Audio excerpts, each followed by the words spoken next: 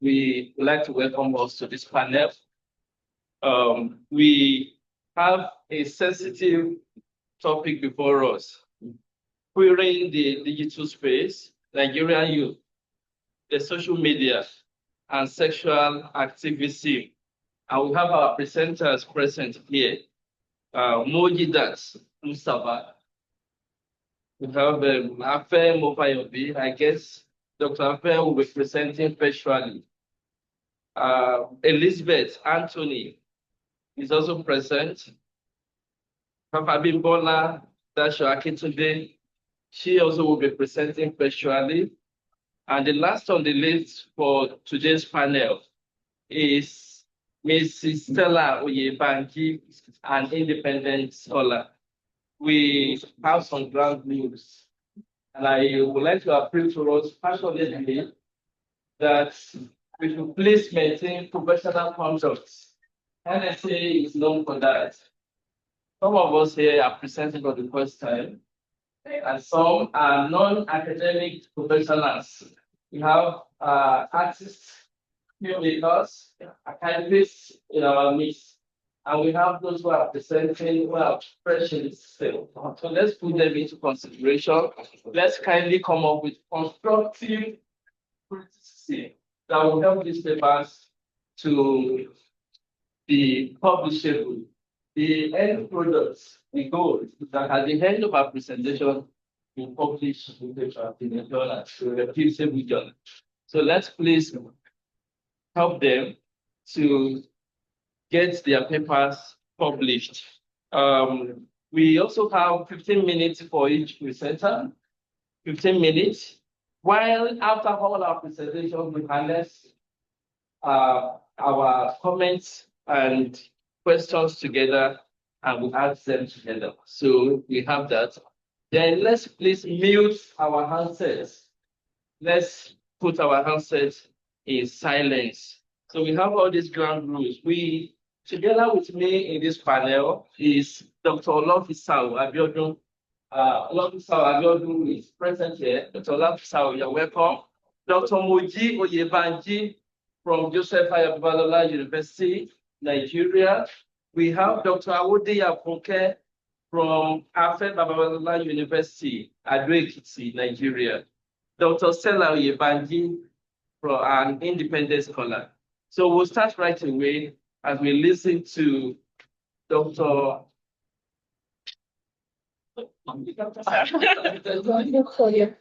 Yeah, a doctor to people. Yes. Mojidat Mustafa, you have the floor, Dr. Mustafa. Sorry, criminalization. Programs.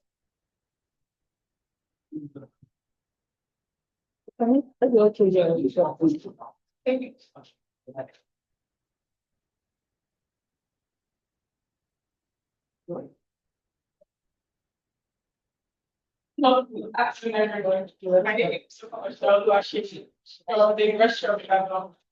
And I'll be talking on the criminalization of same-sex relationships in 21st century Nigeria, using the perspectives from the linear agendas. And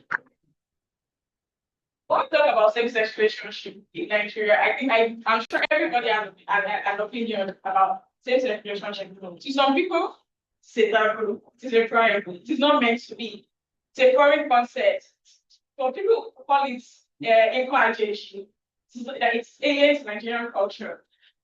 And also with the enactment of the Same-Sex Marriage Prohibition Act of 2014 by former President Goodluck Jonathan, that has actually been like somehow immortalized that okay, this is a crime. Now I'll be going to, and there have been a generational divide in the perspectives. We have four generations, constitution of four generations. We have the baby boomers, 1946 to 1964, the Gen X 1965 to 1981, the millennials 1982 to 1995, then the Gen Z 1996 to 2012. So, my research questions. This paper aims to challenge the assumption that homosexuality is a new phenomenon in Nigeria. analyzes the youth perspective on homosexuality in the 21st century Nigeria. It investigates how social cultural factors shape the advocacy and resistance of same-sex relationship in Nigeria. It explores cultural shifts, challenging the heterosexual norm in Nigeria, and also contributes to the debate on social change, criminality, and generational activism. Earlier, I talked about the Same-Sex Marriage Prohibition Act, signed into law by the former president of Jonathan, 2014. And its key this act was put in place to curtail anything that has to do with same-sex relationship. Its provision includes the invalidation of same-sex relationship in Nigeria, prohibition of homosexual ceremonies in all places of worship or religious centers, notification of foreign marriage certificates. Even if you're in Nigeria and you get married maybe outside the country, it's not valid in Nigeria. Recognition of only opposite sex marriages and bans of gay organizations of public sphere of same affection. Like we all know, every crime, well, an action to be a crime, there must be consequences. And it must be frowned against by society. So one of the consequences of same-sex relationship in Nigeria, regarding it as a crime, is 40 years imprisonment. And it's something everybody is at a joke. You are doing this, one go prison, one go is 40 years. Something like that is very, very normal. To some people and the international society, this acts as a way that somehow legalize abuse and discrimination. Some people will tell you, when people stigmatize against maybe effeminate people or gay, they'll tell you, well, stay fine in Nigeria. So even if it's stigmatized against them, we are doing the right thing. That's what some people will tell you. So first of all, I'll be going to this. I'm not. How many of you? I'm a Gen Z. Sorry. So how many of you are baby boomers and Gen X? Yeah. Thank you very much. In Nigeria, most people will argue, especially the older. It's so loud. So my God. I always ask them, what do you think about homosexuality? No, it's not part of our culture. And I asked this personal question, what's our culture? What's Nigerian culture? She was like, we have our culture, we have Nigerian culture. What's Nigerian culture? To me, they're not like Nigerian culture. Because every ethnic group has their own particular culture. And before 1940, they also like Nigerian culture. Most of us, if not for colonialization, there will be nothing like Nigeria.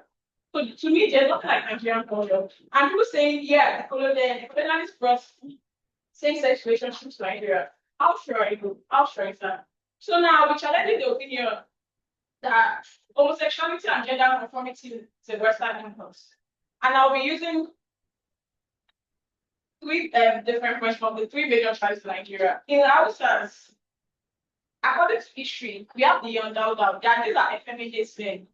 People usually know that most times they are also prostitutes that trade sex to other men, not women. And even that's the fact that they were seen as like deviants and not conforming to the societal norms. They still had they still had their value. They were given a term, they still had their value, they were recognized in the society. And most of the time they were what's it called? They get involved in spiritual and religious roles in the society. And also, according to sources of 2023, you noted that there are genderless deities like Olo, Obatala, and Orumila, and Ayelala. Some people even argue that Orumila himself, which is a prime god in the Yoruba culture, is a result of a lesbian relationship. I don't know how true that is, but according to research, and also, you look like the issue of actual Cotonio in the 16th century, a female monarch who changed, I don't know, to a male, to a male, to become a king. Yeah, we see different ways through which there were same-sex relationships and also gender fluidity in history. And talking about female husband in the Eastern world, these were men who convey roles and married other men. Even though this was really strategic, in nature and not really sexual, they still challenge binary gender roles. And the fact that we have derogatory terms, like adultful, who 1 year came in Igbo, so I can pronounce it very well. Some people say, yeah, because this laws, because the extent of this law means that they were taboo. But to me, the extent of this law means that they actually existed, even though they were accountable. So even though these people were not regarded as part of the society, it still existed. So the opinion that same-sex relationship, the sexual impulse, it's not for colonization, it's not for media, who about it. To me, it is a lie. And I just believe that. So from there, I'll be going to the generational perspectives.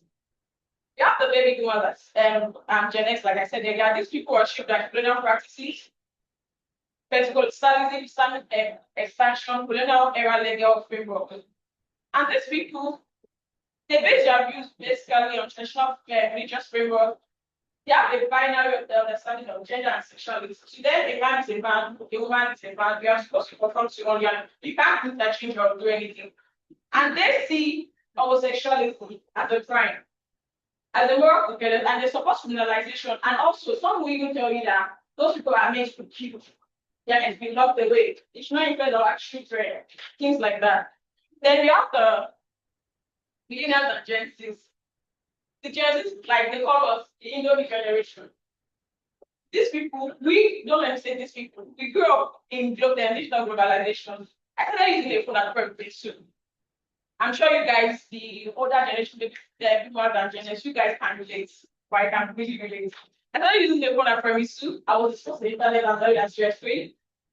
And looking at, like, due to the globalization and globalization, I've been able to, like, see people's view, see other people's view.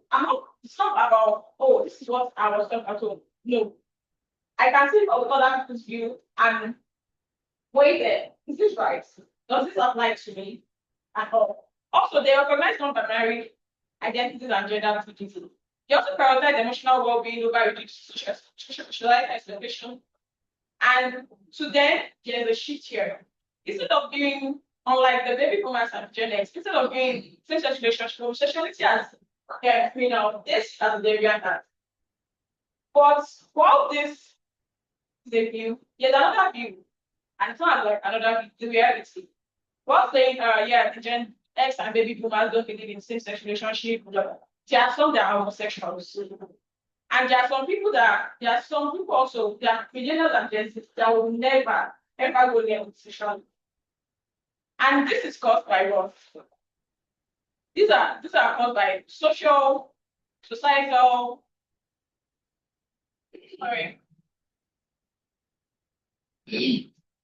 social cultural factors. And we have different social cultural factors. We have religion, digitalization, and globalization. In religion, so religion is a part of culture, like I always say. You can't talk about culture without talking about religion. It's an identity. So when talking about religion, the Christianity, we have three main religions in Nigeria: Christianity and Islam. These factors, cultural factors, they shape attitudes towards sexuality. There is no how they influence the way some people influence the way people see sexuality. For example, we have religious texts from the Bible, Leviticus 18:22, 1 Corinthians that says that talks about men not lying with men, women not lying with women.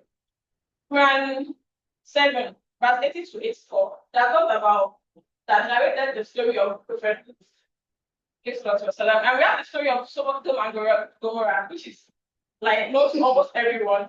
And also the XR, talking about the African traditional religion, it emphasizes the importance of traditional family structure and education. These are used by religious leaders to promote the aids on same-sex relationship. And this is like this ideology adopted by the older generations. But there have been the generational shift in interpretation. For example, now, talking about the Bible, there's a verse.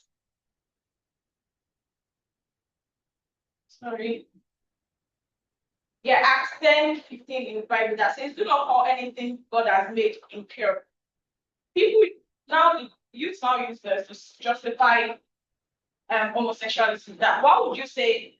I'm created by God. Why would you say I'm not good? God created, and everything God creates is good. Then looking at Sodom and Gomorrah, like when I saw this research, because I did it, sorry, I went for mention, I did a systematic review, and when I saw it, I actually laughed.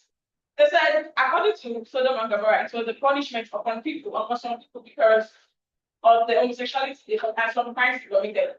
But these people said no, it's not because of that. It was just it was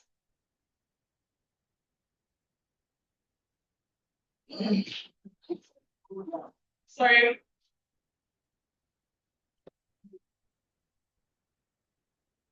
Okay, according to them, it was more natural, something that just happened like a destruction, not like I don't choose the word destruction. Sorry, because I'll come back to it. And now we have youth driving religious movements like House of Rainbows that accommodate homosexuals.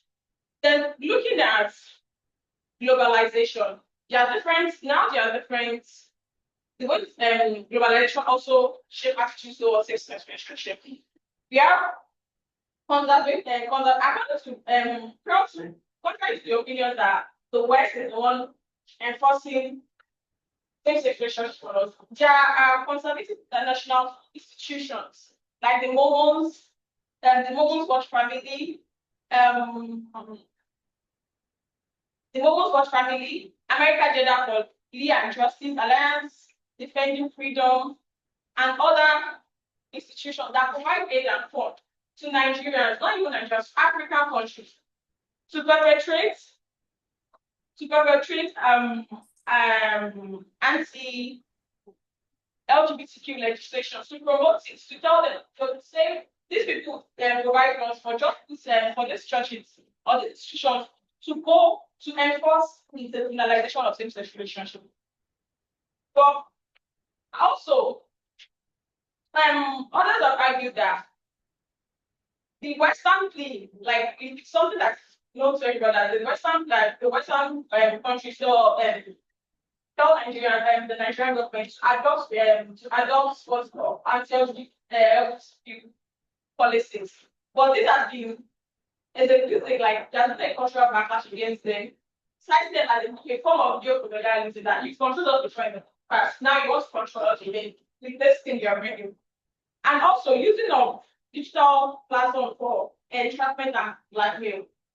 I read the story of a man that was blackmailed, a man that was blackmailed on social media, the homosexual. I don't know. Someone got contact, asked him for his views, pretended that he was an homosexual and everything. Then later he was blackmailed, exploited. Later got to the police, and even though they arrested the offender, the victim was found that used to again, something like that.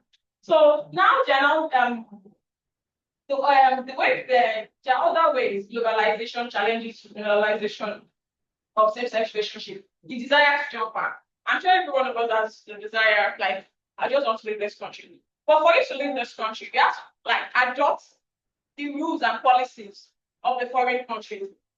Like someone who is like anti-gay, like does not want to see homosexual and homosexual, always talk down on them.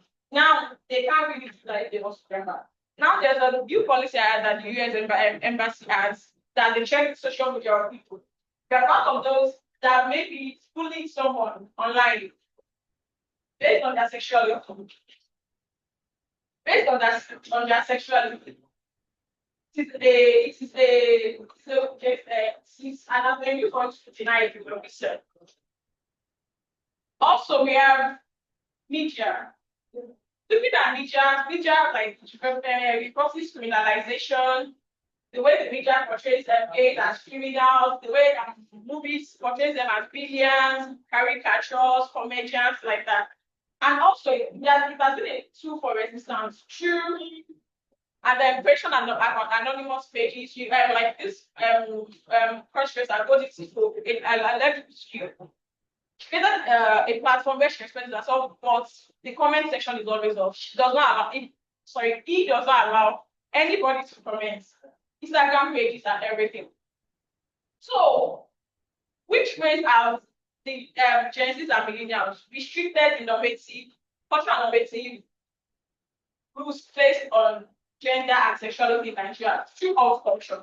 We all know of this man, Ezra Olubi, in 2022 when he was confronted by the former president Buhari. It went viral that Buhari gave one, he painted his nails, he wore some form of a more feminine clothes and everything. Like it went really viral. People were like, this man is actually challenging the normative and everything. It went so viral. Now, why not all figure identify as square? That visual and performative choices which restrict the dominant gender binaries. Because they don't dress the way you want them to dress, they dress the way you want to dress.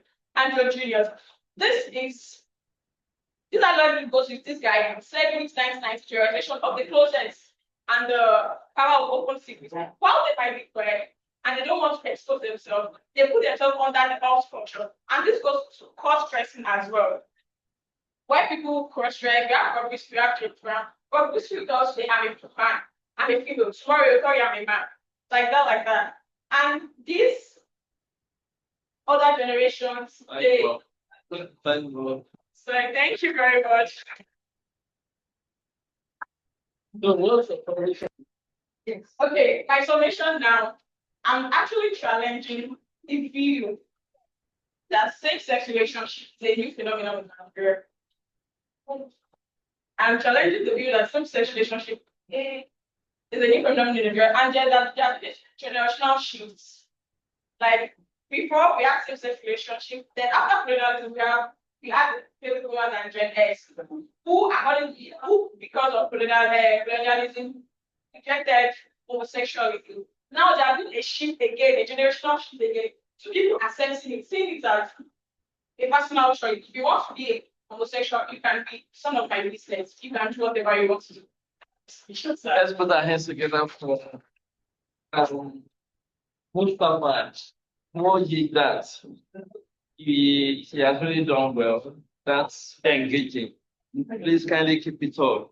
We'll quickly go to Mrs. Afe Mopayobi and run through her presentation. Mrs. Afe, are you there? I'm there. Thank you, sir. Please, can we have you, Mrs. Afe? Okay. You have the floor. Mrs. Afe's topic says subverting patriarchal discourses, a study of online health communities and masculinities. So, Mrs. Afe, let's have you. Okay. Good afternoon, all. I am Mofayobi Afe, and I'll be presenting a paper with the title Subverting Patriarchal Discourse, a study of online mental health communities and the reconfiguration of masculine identity. I'd like to excuse myself. I tried sharing my screen, but it says that only the host can share screen. So I think I might just have to do without sharing my screen. Apologies for that. So when we talk about masculinity and males' mental health, it's a broad scope and it encompasses perspectives that associate with the masculine identity, as well as the mental health of the male gender. So when we talk about masculine identity, what are we talking about? It is centered on a set of thoughts, feelings, and behaviors that are generally considered to be appropriate for boys. Hello?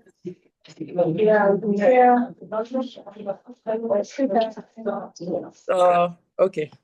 So, generally considered to be appropriate for boys, men, and then importantly, those that are considered inappropriate for boys, against which a bright line has been drawn. So what this means actually is that there are some certain laid down rules.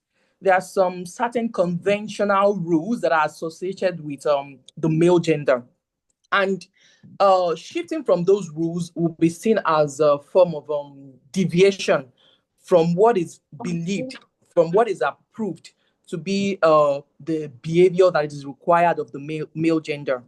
Now, so when we also talk about the masculinity, according to psychology or based on studies on psychology, it refers to a set of beliefs that is rooted in sociocultural ideologies pertaining to the male gender. And this can be inferred that masculine identity is significantly influenced by cultural and social context. Now, I'd often say that our tradition in Africa, our sociocultural beliefs have had a lot to do as regarding masculinity. But through the course of research, I found out that it's not only related to Africa. So in the Western world as well, there are certain ideas, certain rules that are linked to the male identity that you can't just shift from. There are certain things that are expected from men that doing the opposite would be like flouting the rule of the male gender, quote and unquote. So that's what we talk about when we are talking about masculine identities. That is the things that are expected of men as male. These are the things that make up their configuration as men. These are the things that the society expects. That is how the society expects them to behave as men. And deviating from that, shifting from that, will be seen as not will be seen as will be frowned at, in short. So when we talk about mental health, it is discursively constructed and constituted. Now, what this means is that mental health is manifested, it is negotiated, and it is reinforced in the language people use. Now, what this means is that when we talk about the concept, permit me to use the word, the concept of mental health, it goes a long way to, it shows, or rather, should I say, it can truly be captured through how people use their language. You know, there's really nothing we can do outside language as humans. So our means of communication is through language. So when we want to pin down the state of an individual's mental health, or when we want to pin down issues surrounding mental health, we cannot go out of the language used. So it is situated within the issue of mental health can be found situated within how it is used, how language is used. Now, Galt 2006 suggests that masculinity is to be blamed for men's poor health. That is, what he's trying to say is that all these rules surrounding masculinity, all those rules guiding masculinity, they should be blamed for the poor mental health that men suffer. So that's according to Galt 2006. Now, statement of the problem. Existing research on masculinity and male mental health range from the perspectives of psychology, that's according to Levant and Pryor 2020, to gender studies, that's McKenzie 2020, to media discourse, Gauss 2006, and public health, that's Kim and Soo Young 2023. So according to these, so it just says that the issue of male and mental health has been studied from different perspectives, from psychology to gender studies to media discourse to public health. You see mental health, you see male mental health as a focus in so many of those perspectives. However, despite the emerging research on masculine identity and male mental health, little or no studies have been found on the use of,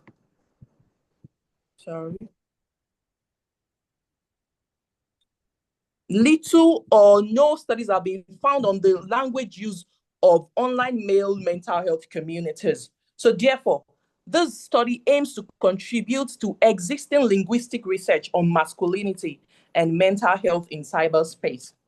Now, the theoretical framework. This study employs Norman Fekler's model of critical discourse analysis as its framework. Now, the theory is suitable for this study as it situates ideology, power dominance, and prejudice, as well as representation in text and discourse. And all of these are the focal points in the analysis of the data. Now, the methodology. 20 male mental health discourse from male online support communities on X, that is Twitter, are randomly selected for this study. Now, these data are restricted to the months of June and November 2024. And this is because these are months that are recognized as men's mental health month and the month of raising awareness about men's mental health issues. Now, what I'm trying to say in essence is that the months of June and November are internationally recognized as months where awareness is raised about males' mental health. You know, people come online, go on different social media to talk. It's a month, there are months where people talk about males' mental health. I mean, people have been talking, there's a lot of talk online about mental health. However, there's not really much on male mental health. So these months are recognized as when male mental health are further talked about. And so having to choose from conversation within this month helps to get enough data with which I can work on. Now to my findings. Now, the first thing I try to look at is ideology. Now, so the issue is that I tried working around online communities. There are different online communities, both in Nigeria, Africa at large, as well as the United Kingdom, Australia, United States. And one thing that I found that is common is that during these months, different communities online, they come to talk and they come to create awareness of male mental health, to gear men up, to encourage men to speak up, to encourage men to be expressive. Yes, to encourage men to be expressive, to talk about issues that are disturbing them. So it is from the text given by these communities, by these online communities that I gathered my data from. Now, talking about the ideology, the first thing that was noticed is that there's an ideology of vulnerability and imperfection. Now, normalizing being vulnerable and accepting mistakes as a natural part of life. Within the text, you see things like, I found things like be vulnerable, make peace with your mistakes, choose you. That is these communities telling men to be vulnerable. Now, contrary to the rules or the norms or the feelings that are attached to the male gender, being vulnerable is deviation, because it is expected that men are supposed to be strong, men are not supposed to be expressive, men are supposed to bottle up the way they feel. They are not supposed to put themselves front. They're supposed to man up for the environment. They're supposed to man up for their family, especially as the head of the house. They are not supposed to, express how they are feeling. But these online communities are coming to, speak against that ideology. And then they've come to sort of like change the ideology to being vulnerable. They are trying to tell men that there is nothing wrong with you being vulnerable. You are allowed to speak your truth. You are allowed to speak how you are feeling. And so this could be seen from statements like, be vulnerable, make peace with your mistakes, choose you, choose yourself. And then under ideology, we also have promote awareness. That is, these online communities, they encourage discussion. They encourage bringing attention to the struggles men face in expressing their emotions. This can be seen in what's it called, sentence like, only 1 in 4 men feel able to talk. There's one of these organizations where their heading was, only 1 in 4 men feel able to talk. Now, what they are trying to say is that, yes, so many out there feeling all sort of things. However, you can find the ratio 1 to 4 of men that feel able to talk, while probably the other 3 are trying to stay within the confines of what is expected of men. They are not supposed to talk. So only a little number of men are allowed to speak up, are allowed to relay their feelings. So the ideology of promoting awareness is just, it's sort of encouraging men to talk. It's encouraging men to relay how they feel, encouraging men not to bottle up, because at the end of the day, it tampers with their mental health. Another ideology, a very popular one that was almost, conversant with all the organizations, with all the online support group, is that they challenge traditional masculinity. That is, they critique phrases that reinforce toxic masculinity and encourage men to suppress emotions. Phrases like man up, phrases like boys don't cry, phrases like toughen up rather. They see these phrases as being harmful to men's mental health, because when you tell men to man up, you are telling him not to talk about what is paining him. You are telling them not to 2 more minutes. express. You are telling them 2 minutes more, please. Okay, thank you. Then we also go to power. That is, it is infusing words that capture power dynamics. You see words that capture power dynamics. That is, they are trying to empower the male gender. Telling the male gender not to speak up, it is sort of like not empowering them. They cannot speak, they can't be expressive. But then you find things like help is available, speak up. So it is trying to, how do I put it now? Give them power. It's trying to empower them.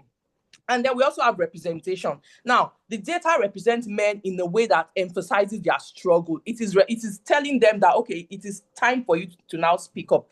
Then it also encourages empathy and support. That is, it promotes the idea that men can seek help and be open about their mental health struggles. Now, in conclusion, this paper concludes by submitting that these tools, that is all this ideology, power, and the rest of them, they are employed by the influencers. They are employed by these online communities to persuade, these men to speak up, and also to challenge the society to discourage toxic male masculinity. Thank you. Can we please applaud? Next is Elizabeth Anthony,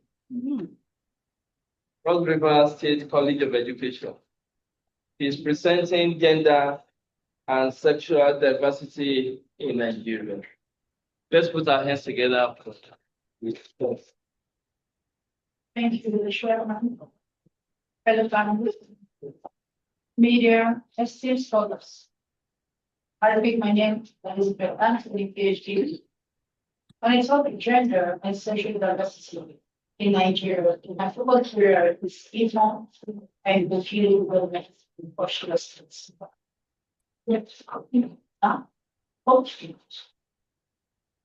I repeat the topic, gender and sexual diversity in Nigeria, specifically from ECOM and OKI, who are amongst the youth of different area. I'm glad that my panel panelists have talked about the 2014 Nigerian civil service issues and talked about that. That's I'm going straight to the ECOM axis, and that's okay. Yes, we know that generally the society said this, the religious said that, culture said this, and that. As this in that area, our own past in cultural states, we're not even looking at the same sex or LGBT or whatever, we have gone beyond that. The reason is that we have people money booming in that side of Nigeria. So because of that, we have left it behind and we're in a new world. We're in a world whereby our own area is even, I don't know if you have heard the word threesome. Threesome, yes. Okay, so that's the angle where we are now. We have gone beyond what we are talking about. And so we are being influenced generally from ECOM and the key by our traditional norms. Yes, we know there are male, female, gender. I don't want to talk about the definition, they are there in the word sex, this and that, we know that. Colonial and religious influences, yes, they came to us, men should be like this, men should be like that.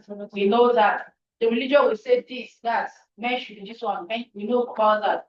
We are based on economic factor. We're actually about the cocoa money, that's what we call it cocoa money, and also the Cameroonian influx. We are our border area is very close to the Cameroonians, and those people they chop life.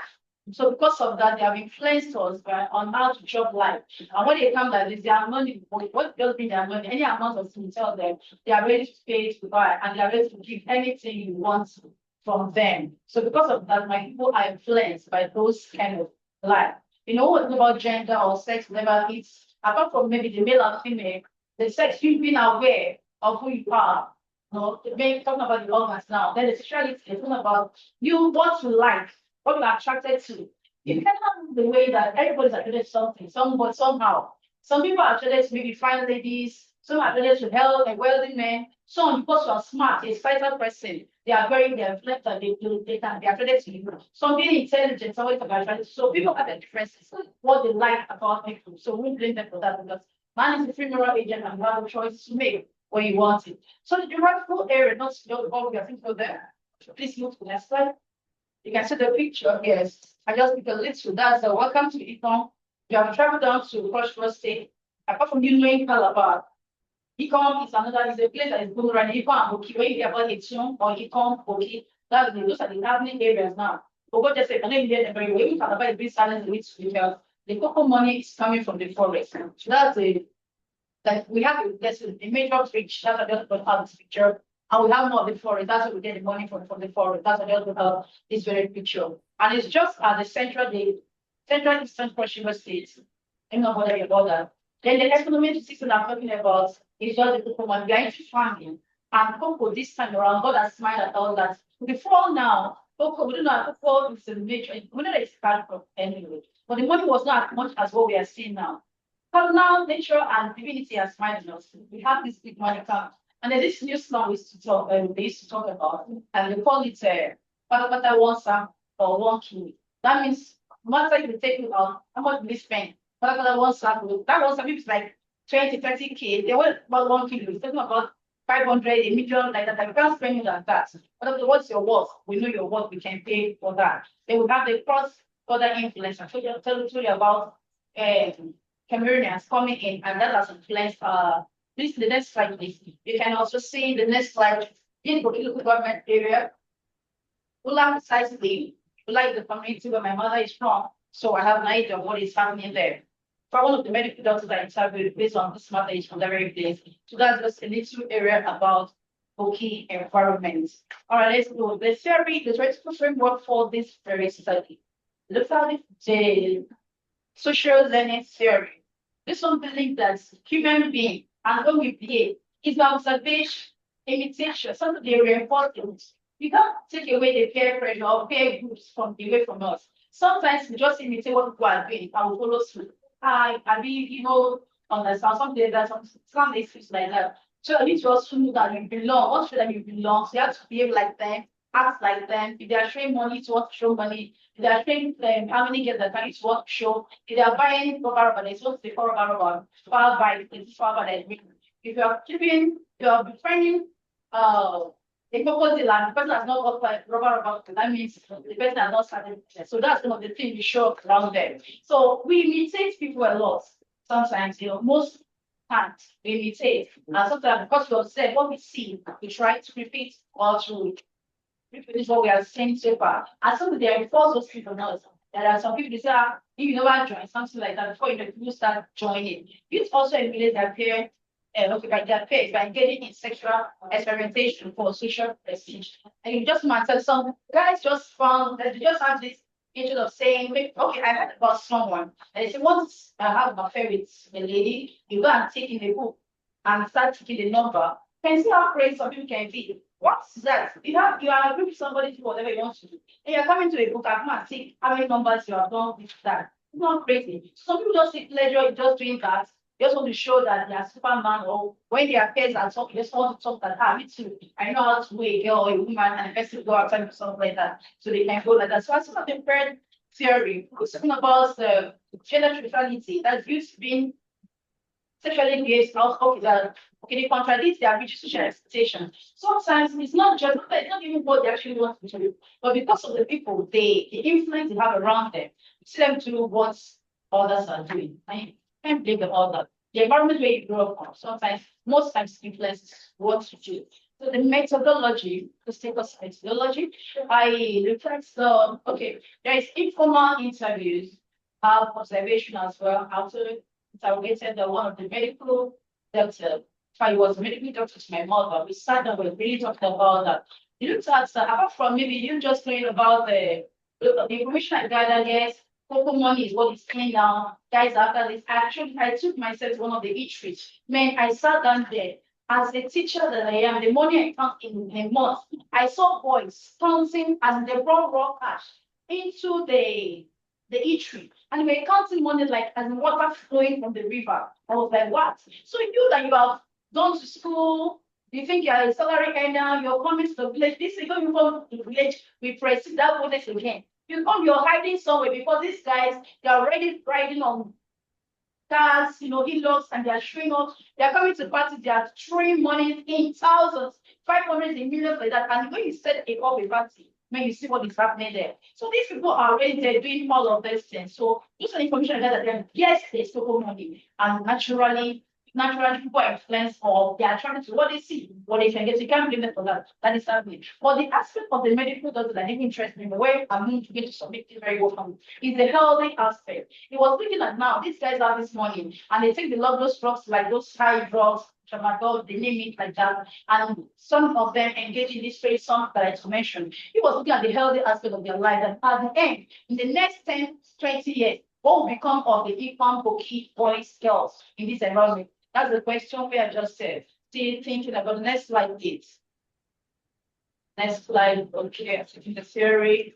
Okay, literature review, yes. My colleagues have talked about pre-colonial Nigeria, whatever the flexibility in gender roles, you know, the male, female, like the Igbo areas, they said even the women, and so they can marry for themselves. You know, we naturally say a man will marry. If you see a lady now that loves a man and approaches you and say, that guy is too loose. Whereas the person just wants her, you're not taking a move, and the person is taking that move. But in this other area, the Igbo area, they can even go to the extent of marrying.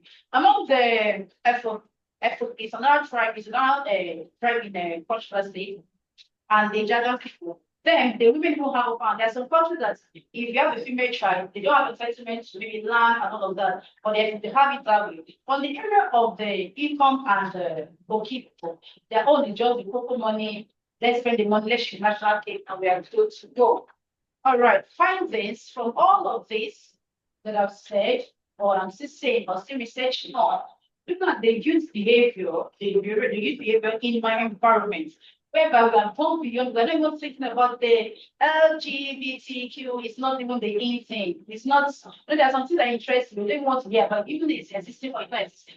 It's not pronounced, but what is dominant in my environment is the cocoa money and influence thereof. And you know that now this cocoa money, like I said, it gives us that influence, the power to marry more than one or to date. One doesn't marry. Some people are married, but some dating. No, before now, you may see your boyfriend or your girlfriend, because I'm using those words because it's in reality. You want to fight, and this person is the one dating my guy or something like that. But in this part of the world, in fact, they want to be friends themselves. They want to know that you are the one that is also dating my best. They become friends because they are getting the money that they are looking for. I just about what they're saying there. The transaction is going on. Everybody plays plans like money. You have money. You don't have money. You're your own. One sack or 1 kilo, and they are good to go. This money, next slide, please. Okay, look, it's a reality. I didn't know that I was going to write something like this before when I saw this on social media. I just spiritually the song, I just kept it somewhere. When I started writing, so I recall, and I have to bring back the picture.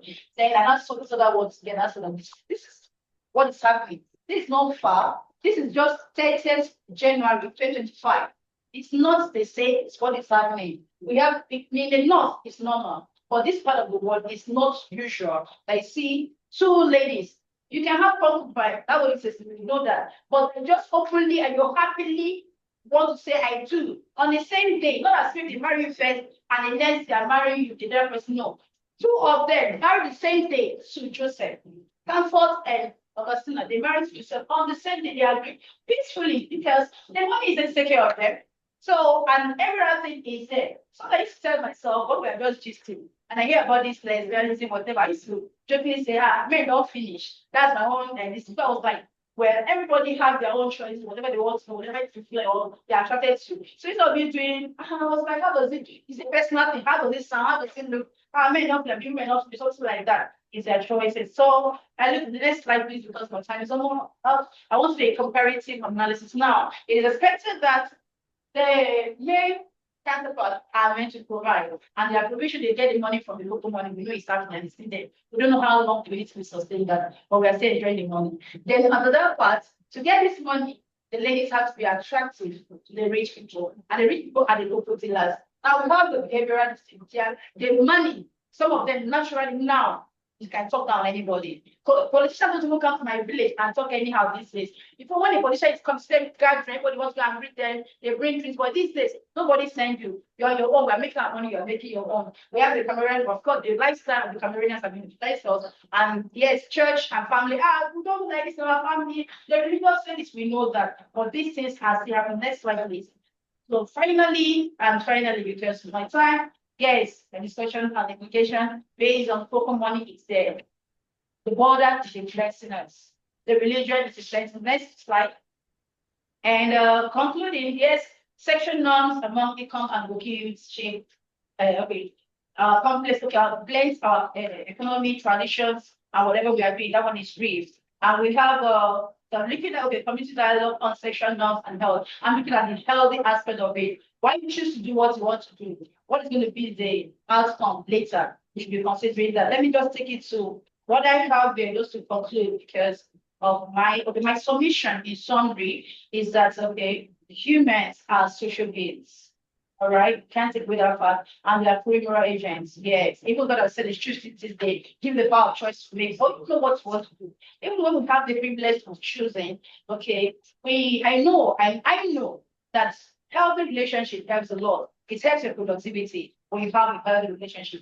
It helps to coordinate very well. So while you do whatever you do, or you choose to do what you do, please be modest, have mutual respect for one another, and consider the healthy consideration, benefit of it, is it healthy, whatever. You'll have the power to choose whatever you want to do, but please be modest, be respectful, and check the healthy background, whatever you are doing. On this note, I beg to submit and say thank you for listening. Thank you. A good job. We are closing this panel by 5:15 p.m. And because we don't have a whole lot of time at our disposal, we quickly go to the next presenter. Next presentation by Abimbola Dasho Akintunde from Nigerian Federal University of Education. He's presenting faith, language, and gender, the impacts of religious sermons on gender relations. Mrs. Abimbola Dasho Akintunde, are you there? Yes, I am here, sir. Good afternoon, everyone. Yes. Thank you very much. Can you all hear me, please? Yes, please. Yes.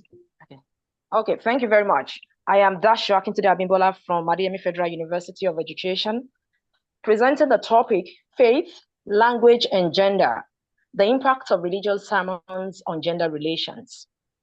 Now, let me quickly talk about the motivation for this paper.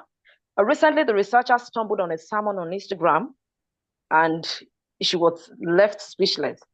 A preacher claimed that women who call their husbands pet names like baby, dear, darling, are essentially crying out for multiple partners.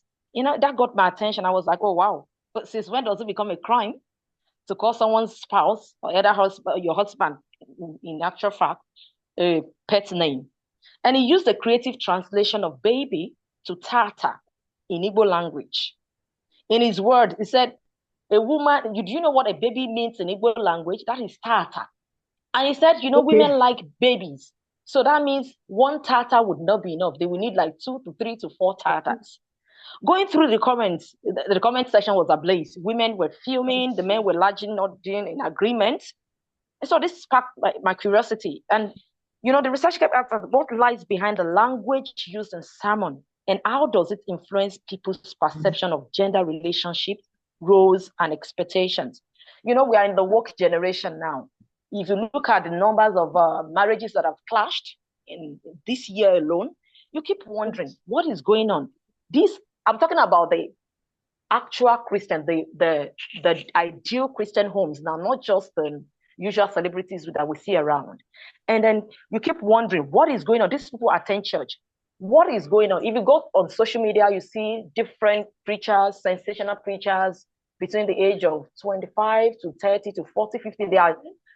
They just spring up from nowhere. Some of them, you really don't know their history. They are everywhere, preaching, talking about marital roles and so on and so forth. So the motivation behind this work is based on what has been going on recently in the social media space. So this work focuses on that is used to perpetuate certain stereotypes, that influences gender relations in general. Sorry, I can't share my slide. I don't know why. Going to the introduction, the construction of gender within religious sermons involves the use of language, definitely. And this goes to prescribe rules, responsibilities, and expectations of men and women. In many contexts, right from interpretation of the Holy Bible, the Holy Qurans, and teachings of religious authorities. So, therefore, religious sermons are a fundamental medium through which moral values, cultural norms and societal expectations are communicated. So they have long been instrumental to guiding social behavior and defining gender roles from the time immemorial within religious communities.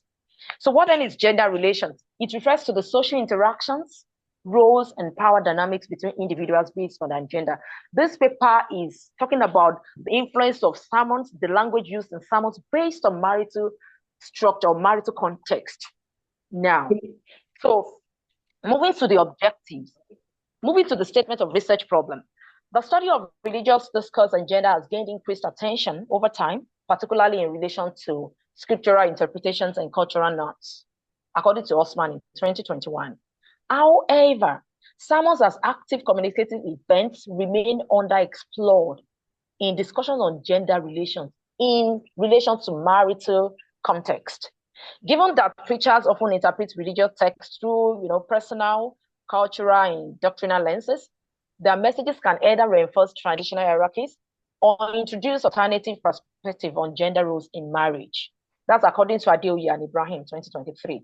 This study therefore investigates the influence of religious sermons on gender relations, focusing on whether they sustain or challenge existing marital norms.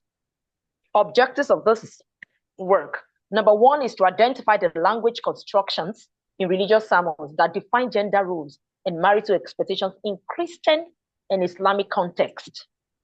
Two, it's to discuss how these constructions that have been identified either reinforce traditional gender hierarchies or promote egalitarian perspectives in marriage.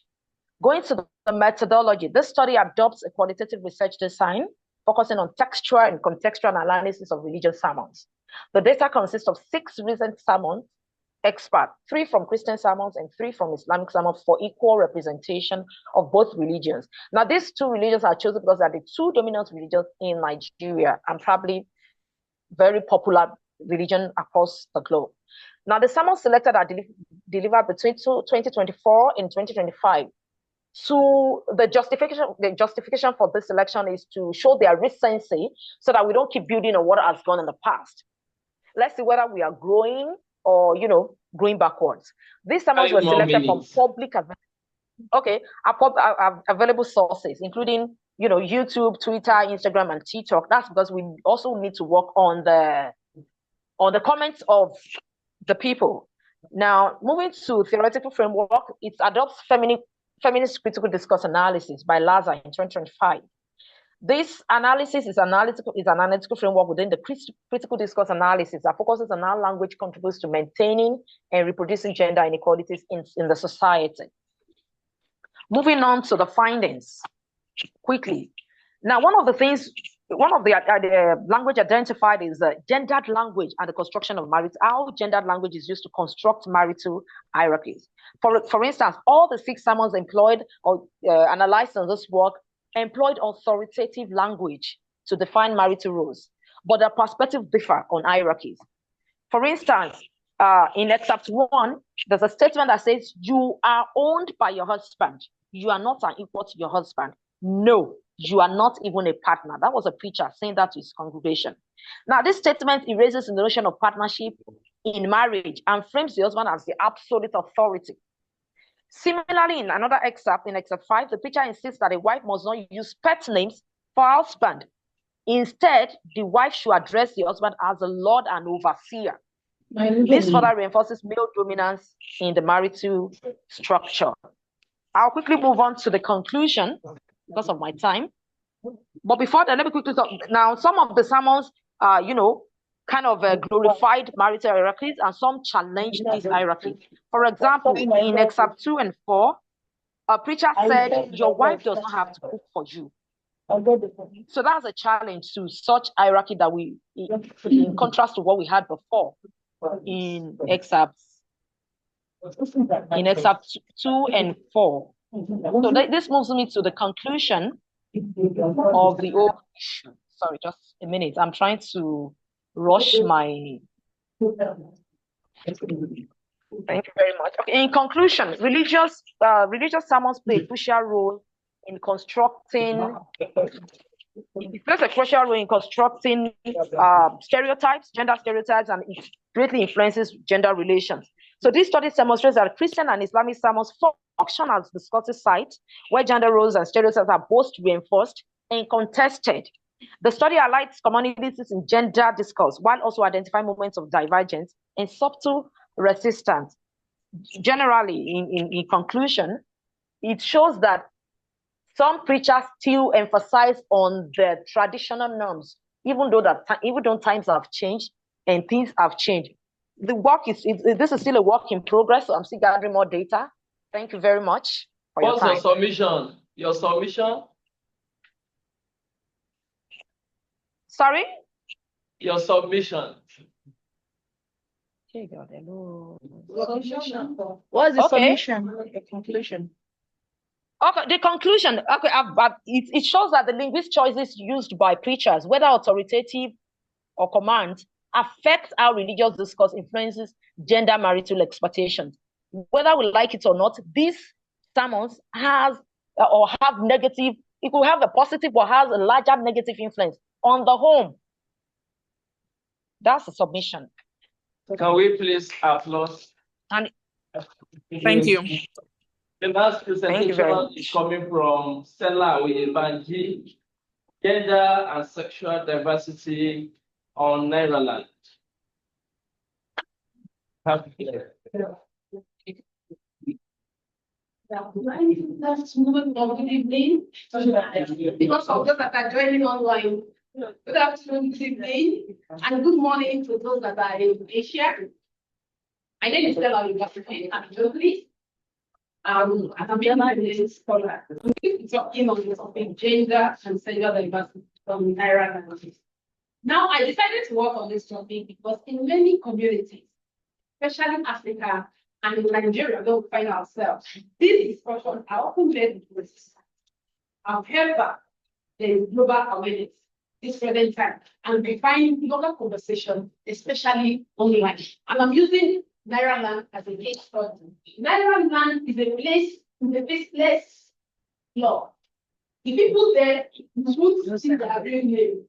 They would write their real name. You see them like wood. You see them like Jagaba. You see them like bucket. Something like that. So don't expect to go to Nigerian and they're thinking you want to go and tell all your bandit. I am there. Not see me as tell all your bandit. That's coded. Now, so the background. Let's go to introduction. Gender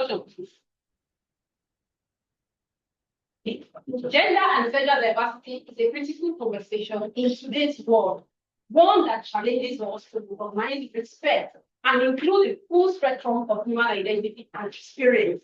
On Naira land, you can talk anything and everything. You can talk the way you feel. Talking, just express yourself the way you feel like expressing yourself. That's Naira land for you. White society has long categorized people into rigid boxes. When I say boxes, talk about the male, the female, we talk about the straight, we talk about the gay, we talk about the reality. This is what Naira land normally discuss. People express gender and sexuality in many different ways. When I say many different ways, I was looking at it from 3 different perspectives. I looked at it from the legal, I looked at it from the cultural, and I looked at it from those of us, how we express ourselves. And I find out that moving to the background of the study, gender and sexual diversity remain among the most contested issues that you can find in cultural priority Africa. It's very, very it's very, very strict that in those days, when you talk about LGBTQ, you know where they will put you. Where did this one come out from? Are you sure this is my son or my daughter? Hey, help me. Next thing you say, they will say, Abi, I want you know. So you find such, but in Naira land, you will just see that they are breaking down for you, for me, and for us. The digital age also. Next slide, please. The digital age has significantly altered how individuals engage with topics of identity, sexuality, and not this small. Background to study. That's reflection. Okay. Tier two there. Let me continue because of my time. I don't want to waste time. 5 more minutes. Oh,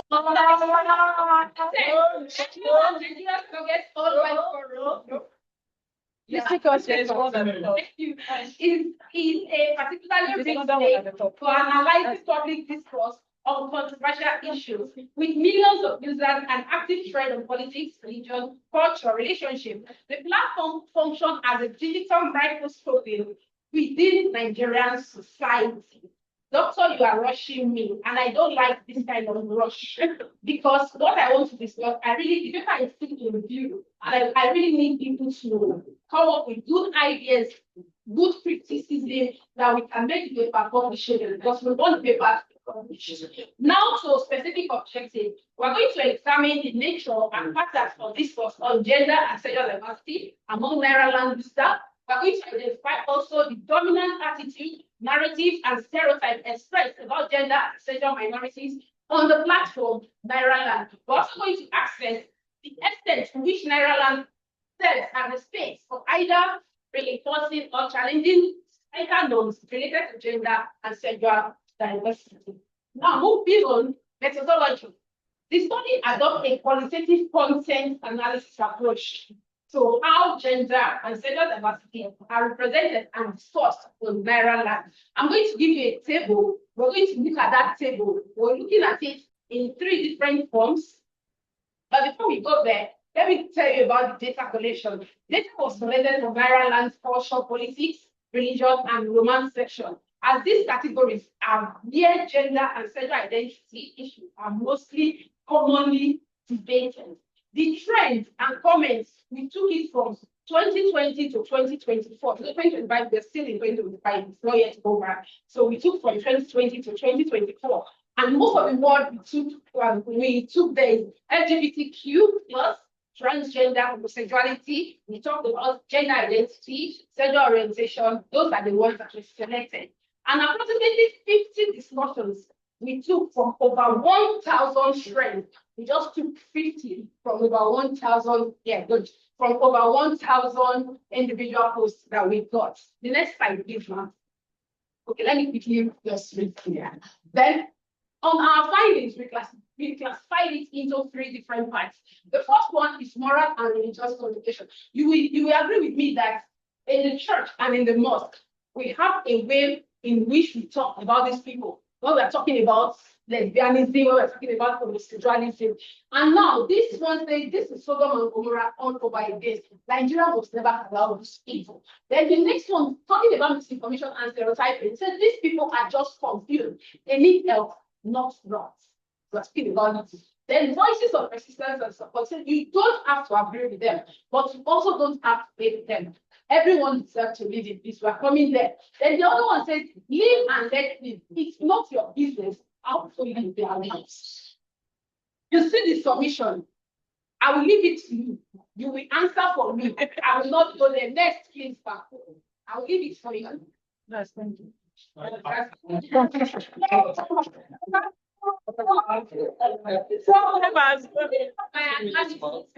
Permit me, please permit me. I have my analysis. Yes. My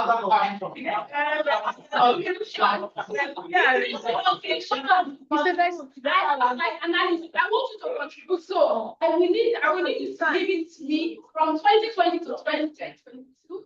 We did something there that for that period there were hostility, there were condemnation, there were ridicule, misinformation, then the threat. Most times when you delete, when you type something on the social media, if you don't want to repeat it, you just go and click delete and delete for all. That was what happened in 2020, 2022. Then when we got to 2022 to 2024, so the different ballgame, that's what we find ourselves today.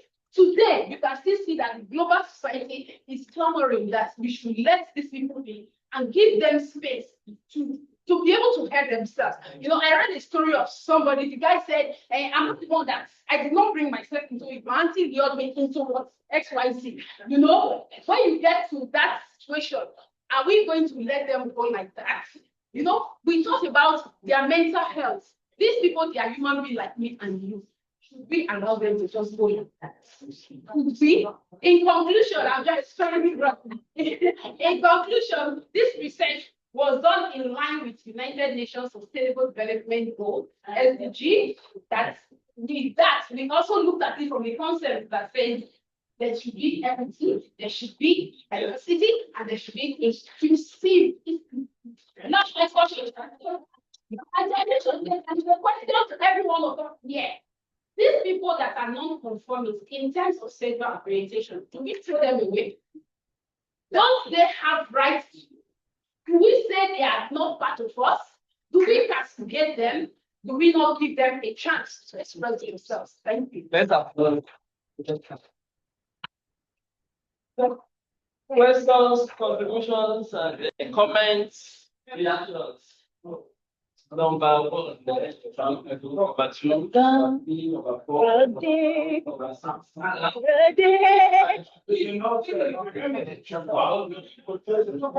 nine. Let's start from number three. Thank you very much. I just want to have only one because there's no time. A lot of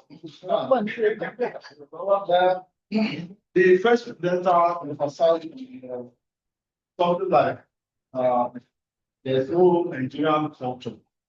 So, and I know that culture is a way of life. You really see things over time, do it like that. So, I want to maybe it's something that I can sit up without the time or later on. That this issue of there's no Nigerian culture.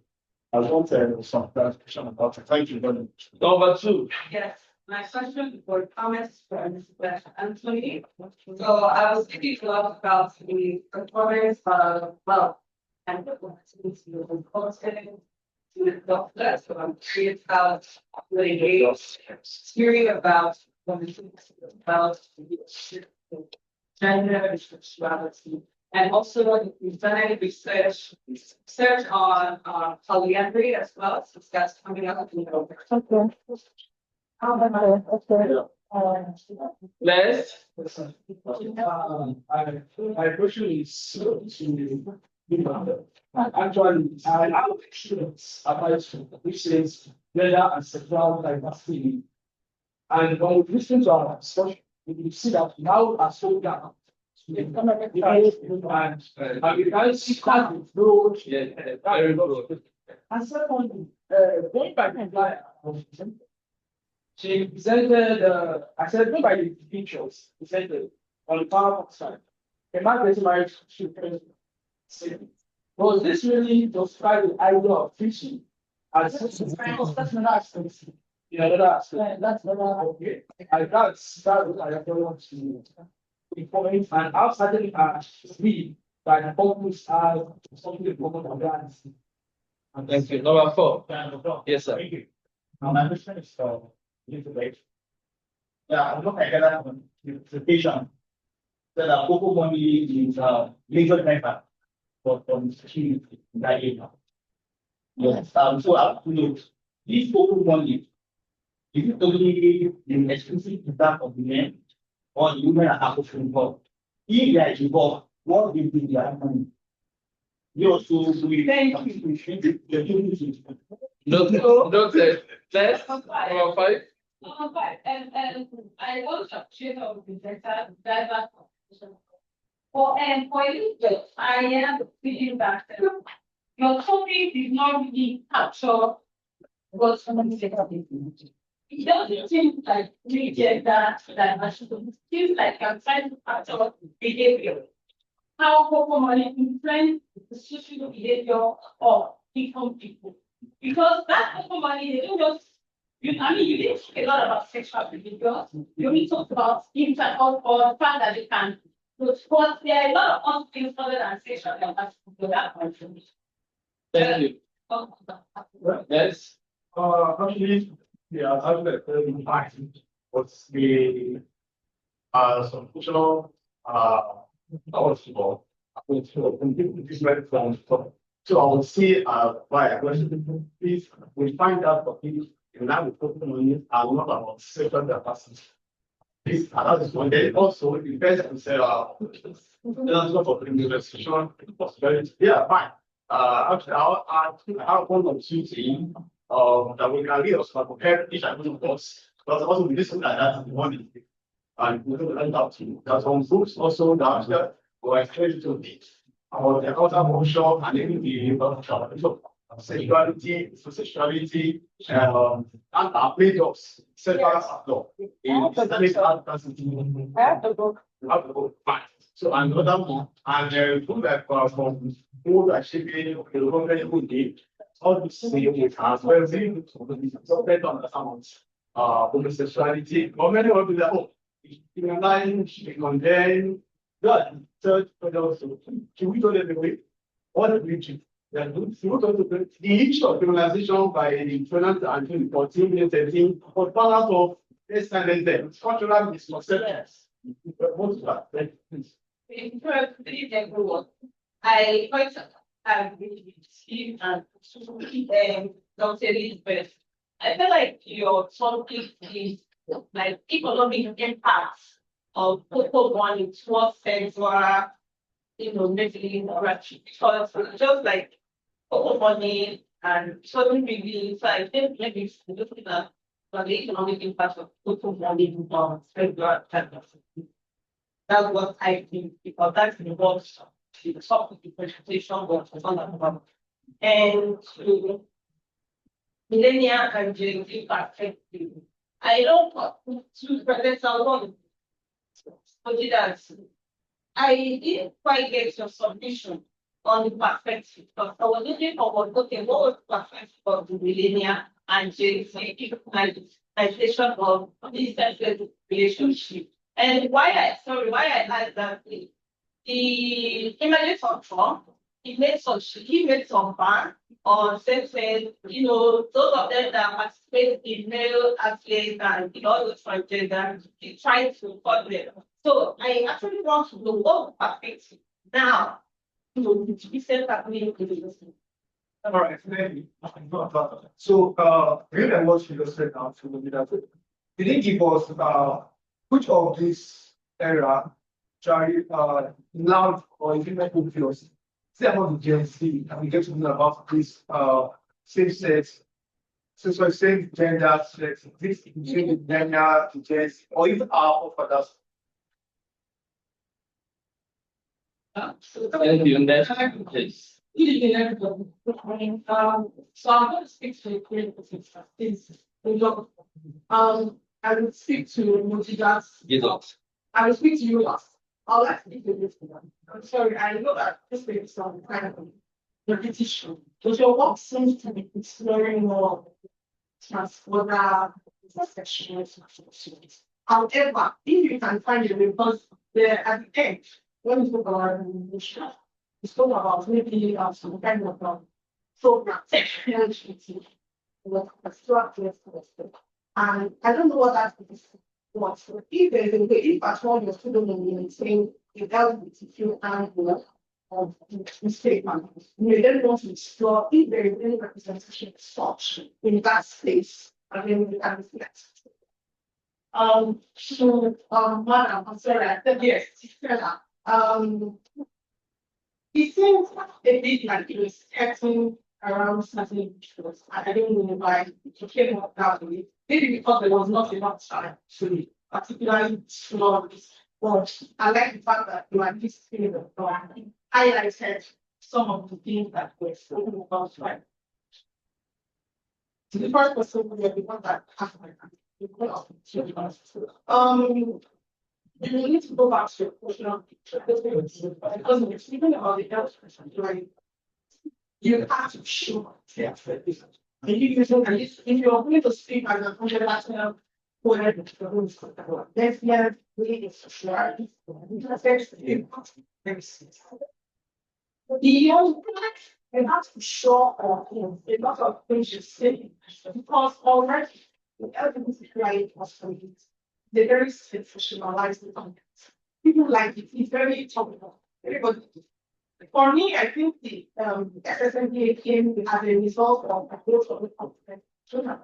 They are a minoritized gender section. They are easy to figure out that course. If there's an opportunity, so you cannot speak about no nation. You need to go back somewhere. starting of what laws were passed when what sorry, that's all that is trying to have to show of the population of search on because when it comes to your history of they're trying not to make mistakes because there is a lot of destruction out there. We want to make sure that not to have anyone. At least who knows the shoe what's happening as much as us. Sorry. Thank you. We end this panel by Prof. Sir. Prof. Can we have you, sir? Very much. I think you're fascinating panel because there is a land shows that we look across the grid, in terms of where Nigerians in terms of sexual disease,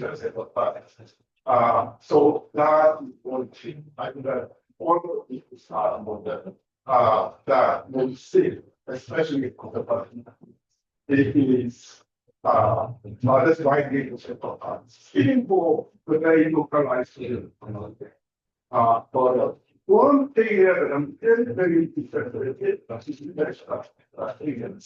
it is fundamentally very much for citing the newspaper. Homosexuality, same sex, people of different genders are big part of the Nigerian but also the landscape for very long time. One thing I would like to share is that, as you said, people ignore or people tolerate as strong as they were marginalized as long as they were. So what I'm trying to like to see and I think we began to teach them is what is it about the moment every people same sex because highly political. Is it because the community has found voice to speak, to perform, and to be public in a way which they are not saying? So far, it's fun, but I really something to potential. Thank you, Prof. We are going to end this panel by 15 minutes after 5. We have that at the back of our mind. And we have no time before us. We just give them a minute or two to respond to the comments. 10 minutes past 5. Yes, please. We did that. Thank you very much. Very much appreciated. So, you mentioned say no of somewhere about Nigerian culture. We have different types of groups. Yeah, I would even say we have African culture, but so not the term Africa was not given by us. So we might be right by the West. Even Nigeria was formed by exploration. Nigeria, it's not right. So it's not something we did ourselves. Because talking about culture, there's a book of acculturation. Different cultures are mixed. For example, now, extended in Nigeria, talking about polygamy. So a part of the of most ethnic groups, like most ethnic groups, what's it called? What's it called? Just polygamy, they have polygamy and everything. Why was that accepted and same-sex relationship or rejected? Why was because maybe it served the purpose of some people. And one same-sex relationship is not serve the purpose. Talking about culture, now we have if you're Yoruba, you get Asbarika, Adjura. These are not Nigerian things. They are not Nigerian words. They are borrowed words.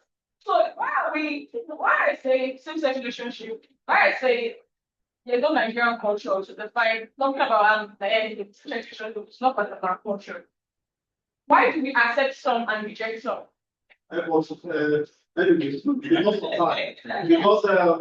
you look at the fact is the custodian of Yoruba wisdom, you find this issue there. That's not saying there's no Nigerian culture. We are only up here. Maybe what you say, maybe what you say is that maybe there is no clearly defined pathway to this issue of same-sex marriage. Not that the generalization of the so I guess what he's saying is that you know in Nigeria now we have Yoruba culture.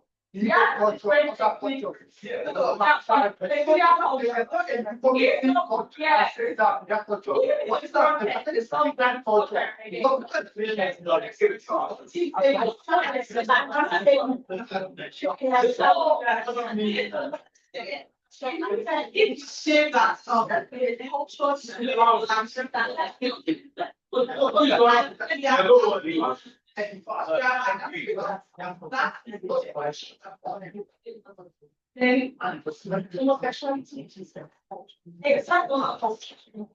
someone's culture. Yes.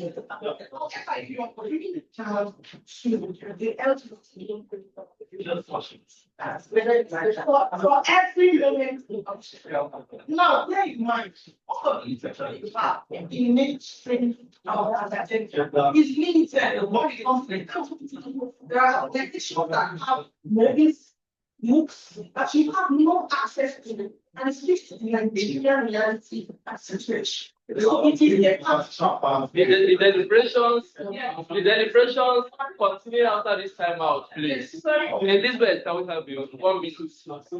Right, just a very quick one, and let me just pick points. I can remember a few of the questions. I think I remember mentioning polyandry. If I look at it, right? Okay, no, okay, I can't look at any of that issue. Maybe I'll go through that. Thank you for that. Then someone asked the question, if it's only the men that do the cocoa money, is that right? It's about the women. Okay. Huh? All right. The women, the men doing more of the cocoa because the family, the land, is being given to men. In that part of the not like those that are all the land. So why they are doing that? Ladies can only assist in breaking up the cocoa when they are making it drying, and in fact, it's still the men that does the drying. And so most times it's not the men that does the hard work. So it's more energy to do something. So right now the ladies are a bit lazy. Now that's one of the solutions I have. So one of my work now, they start training on how to do that. They engage in their own personal work. Ladies also wait for them to be dependent on the men because that dependency of people put speed and makes ladies flow into the world of the men. So engage what they can do to they can be distracted and engage with that. That's for what they are doing. Is it only Coco? Okay, I think I've answered that. So the topic was, we're talking about the topic. Generally, the topic that you have there, finally, after putting Nigeria, I focus on econ and working. I tried to narrow it. Time up. Okay, so what you are So saying. we'd like to thank everybody for coming around, the professors and the doctors.